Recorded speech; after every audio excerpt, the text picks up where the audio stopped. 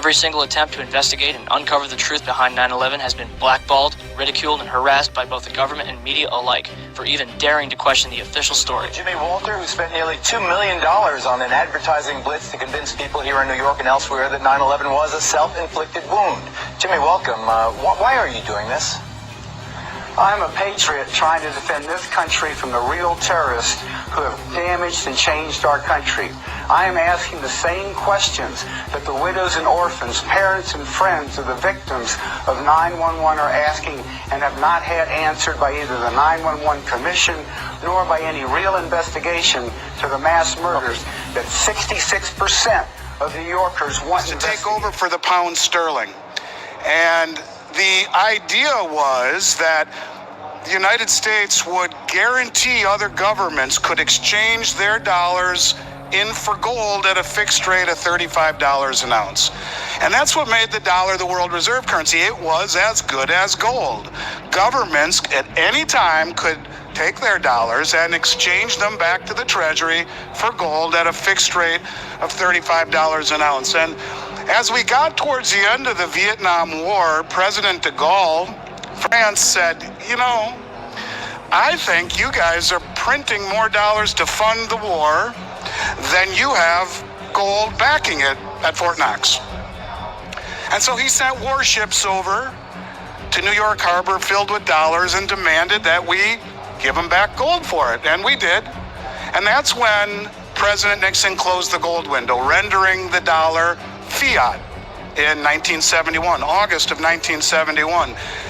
And it was 3 years later that Henry Kissinger was dispatched to Saudi Arabia, and he struck a deal with the Saudis. And he said, how about this? We'll protect you. We will provide you military support, and nobody will ever mess with you ever again. And for that, you and OPEC will denominate oil globally in US dollars. And it has been that way, really, for the better part of 50 years.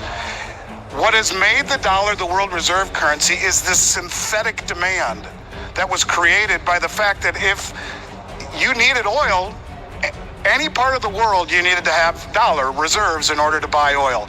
So it's created a synthetic demand for a currency that is backed by nothing but the protection of the Saudi kingdom and by extension, OPEC's agreement to value oil in dollars. And really that is why the dollar is the world reserve currency. So keep that in mind as we move forward. There were many things that happened along the way, but this one here in 2019 really caught my eye because, you know, in 2017 really is when it started, okay? In 2017, the German Bundesbank, who for a few years have been trying to get their gold back from the U.S., publicly said, give us our damn gold back already. And they went and made a really big stink about it publicly. We want our gold back. Give it back. Took us 4 years to send our gold back, but within a few weeks of that happening, the Bank of Austria, the Bank of Hungary, the Czech National Bank, Bank of Poland, Bank of Turkey, all of the banks said the same thing, give us our gold back. Now, this was weird because this was 2017 after 6 years of a bear market where itself. Reuters reported that Comvar, a German, is responsible for helping companies and accountants in New York restore their data from over 400 hard drives that were recovered from the World Trade Center's rubble. Comvar recovered information from 32 different computers that suggested insider trading took place on 9/11. Richard Wagner, an expert at Comvar. There is a suspicion that some people had advanced knowledge of the approximate time of the plane crashes in order to move out amounts exceeding $100 million. They thought that the records of their transactions could not be traced after the mainframes were destroyed. After their analysis, Comvar handed the results over to the FBI. Although the FBI was legally bound to investigate who was responsible, to date they have done no such thing. Moving on. According to Wikipedia, one of the world's largest gold depositories was stored underneath the World Trade Center. In 1993, the value of the gold was estimated at $1 billion, rumored to be owned by Kuwaiti interests. When the World Trade Center was destroyed, the amount of gold far exceeded the 1993 levels. The gold was finally recovered in its entirety in late 2001. Or was it? On November 1st, 2001, the Times Online reported that a large amount of gold was discovered in the wreckage of the World Trade Center. Mayor Rudolph Giuliani announced that more than $230 million was recovered from Ground Zero.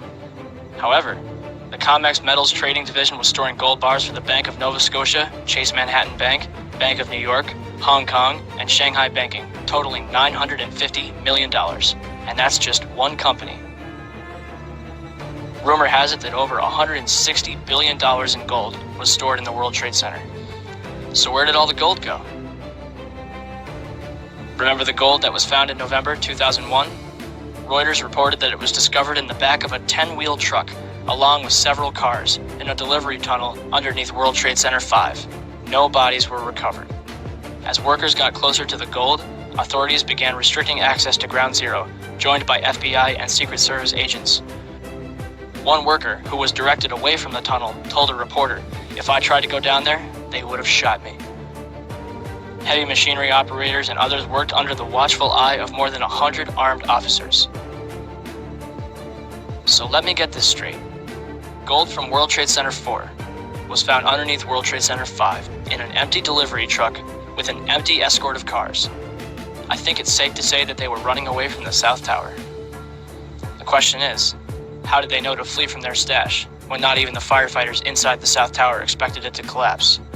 $167 billion in gold. $200 million is found. And that's just the money. After September 11th, President Bush had and continues to have permission to do and say whatever he wants, all under the pretext of 9/11. The Patriot Act, the Department of Homeland Security, Afghanistan, Iraq. Second one, hit the other one. It's time for America to accept 9/11 for what it was. A lie which killed thousands of people, only in turn killing hundreds of thousands more to make billions upon trillions of dollars. Are you angry yet? You should be. Every single attempt to investigate and uncover the truth behind 9/11 has been blackballed, ridiculed, and harassed by both the government and media alike for even daring to question the official story. Jimmy Walter, who spent nearly $2 million on an advertising blitz to convince people here in New York and elsewhere that 9/11 was a self-inflicted wound. Jimmy, welcome. Why are you doing this? I'm a patriot trying to defend this country from the real terrorists who have damaged and changed our country.